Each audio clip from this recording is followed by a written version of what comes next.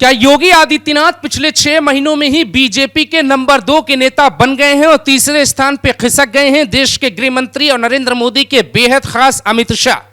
ये लाइन बहुत बड़ी है तो इसे आपको समझना भी पड़ेगा कि योगी आदित्यनाथ आखिर कैसे लोकसभा चुनाव के बाद से ही एक के बाद एक यॉर्कर बॉल पे छक्का मार के राजनीति में दूसरा स्थान हासिल कर चुके हैं। इसमें अगर आपको कोई शक है तो पूरी रिपोर्ट का विश्लेषण सुनने के बाद आप अपनी राय जरूर दीजिएगा। इसकी शुरुआत होती है दोस्तों 7 जून साल 2024 को, जब दिल्ली में संसदीय दल की बैठक होती है। योगी आदित्यनाथ का उतरा हुआ चेहरा, बीजेपी को यूपी में भयंकर हार और योगी के कद पे उठाए जा रहे सवाल। उसके बाद योगी आदित्यनाथ की मुलाकात गुपचुप कहा जाता है कि गोरखपुर में हुई, जब मोहन भागवत कई दिनों तक गोरखपुर में रुके और उसी दौरान योगी आदित्यनाथ भी मंदिर का दौरा कर रहे थे। उसी बीच उन दोनों की मुलाकात हुई। राजनीतिक पंडित कहते हैं कि योगी के सामने डू और डाई वाली सिचुएशन थी, यानी कि अब कुछ करके दिखाना होगा और यही प्रस्ताव योगी ने आरएसएस के सामने रखा था कि अब वक्त आ गया है कुछ कर दिखाने का, कुछ राजनीति में नए मापदंड स्थापित कर देने का।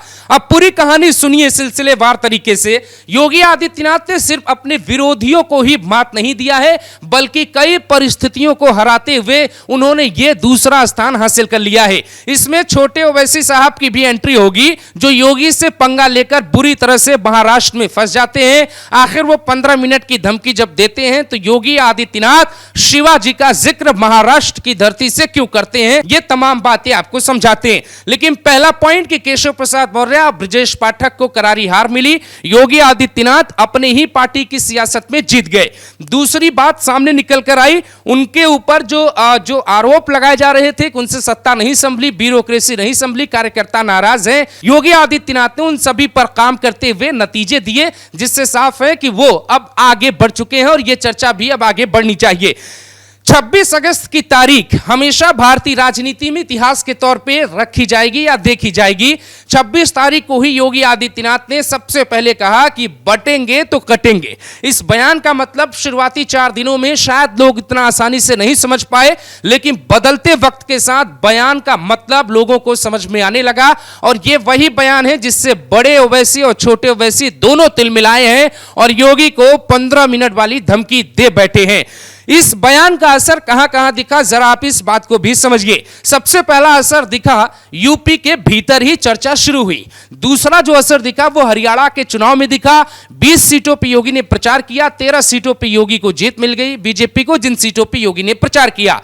जम्मू की 4 विधानसभा सीटों पर योगी आदित्यनाथ प्रचार करते हैं, उन 4 सीटों पर बीजेपी को जीत मिल जाती है। इसके बाद यह बयान आगे बढ़ता है, आगे बढ़ के महाराष्ट्र और झारखंड में भी पहुंच जाता है, लेकिन यह बयान धीरे धीरे कनाडा में भी पहुंच जाता है। दोस्तों, कनाडा में जब हिंदू मंदिर पे हमला किया जाता है तो सारे हिंदू एक हो जाते हैं और कहते हैं कि बटेंगे तो कटेंगे। यही नजारा बांग्लादेश में भी दिखने को मिला। जब हिंदुओं पर हमला हुआ तो हिंदुओं ने भी यही नारा लगाया, बटेंगे तो कटेंगे। लेकिन क्या इस नारे से ही योगी को नंबर 2 की कुर्सी मिल जानी चाहिए या और भी कोई बात है जिसे समझ लेनी चाहिए?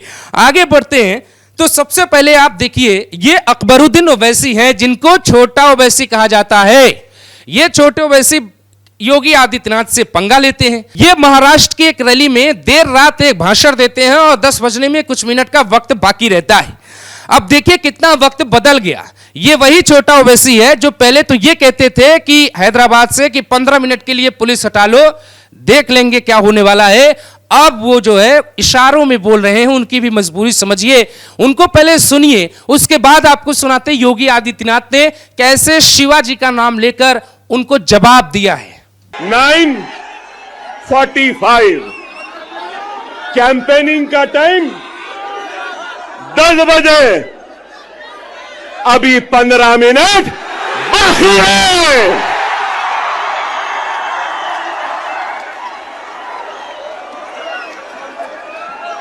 अरे भाई 15 मिनट बाकी है, सब्र करिए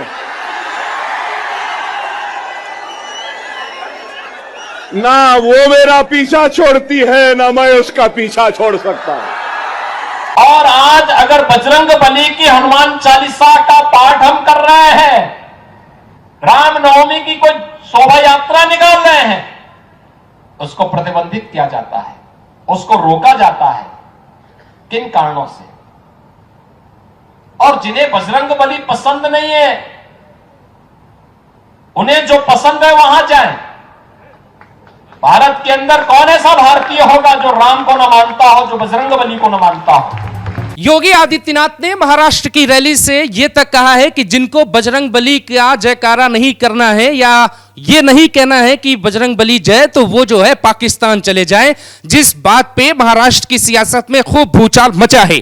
यहां योगी आदित्यनाथ के बारे में जब आप सुन रहे हैं तो आपको यह भी जानना चाहिए कि कैसे नरेंद्र मोदी के बाद दुनिया भर की राजनीति में सबसे ज्यादा जिनकी चर्चा हो रही है वो है योगी आदित्यनाथ। नरेंद्र मोदी जब अमेरिका के दौरे पर जाते हैं वहां भी योगी का पोस्टर देखा गया। कनाडा में जो विवाद चल रहा है उसमें भी योगी की बातें हो रही है।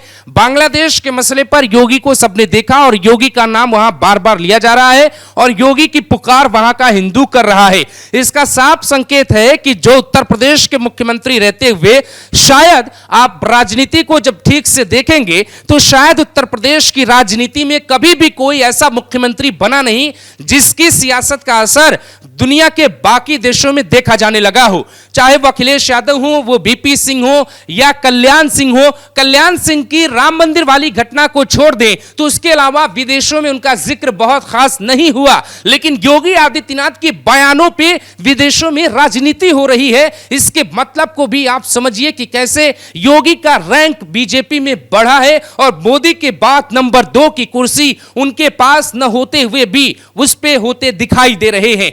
आरएसएस बीजेपी में जो कुछ भी चल रहा है उसमें जो कुछ भी दूरी थी योगी आदित्यनाथ की राजनीति ने मिटा दी है। योगी ने कहा बटेंगे तो कटेंगे, वो बयान इतना पावरफुल बीजेपी को लगा कि अब बीजेपी का हर नेता, हर कार्यकर्ता, हर राज्य, हर देश, हर स्थान, हर विवाद, हर परिस्थिति में इस बयान को देने की कोशिश की जा रही है। जाहिर तौर पे अब आप बताइए योगी आदित्यनाथ क्या मोदी के बाद नंबर 2 के नेता नहीं हो चुके हैं?